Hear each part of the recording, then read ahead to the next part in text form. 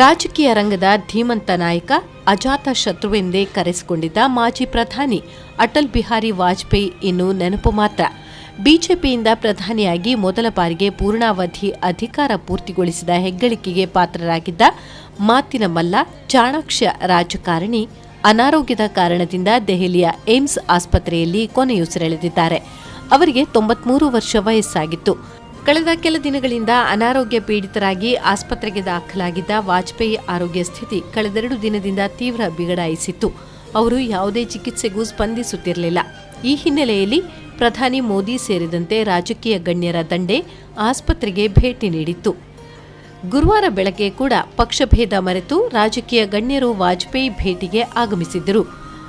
Bihar CM Nitish Kumar, ಪಶ್ಚಿಮ Bangala CM Mamata Banerjee, Congress ಅಧ್ಯಕ್ಷ ರಾಹುಲ್ ಗಾಂಧಿ ಸೇರಿದಂತೆ ಬಿಜೆಪಿಯೇತರ ನಾಯಕರು ಹಿರಿಯ ನಾಯಕನ ಭೇಟಿಗೆ ಆಗಮಿಸಿದ್ದರು. ಇನ್ನು ದೇಶದಾದ್ಯಂತ ಅಭಿಮಾನಿಗಳು ಅವರು ಗುಣಮುಖರಾಗಲಿ ಎಂದು ಹೋಮ ಹವನ ನಡೆಸಿದರು. ಆದರೆ ಯಾರ ಪ್ರಾರ್ಥನೆಯೂ ಫಲಗೂಡಿಲ್ಲ.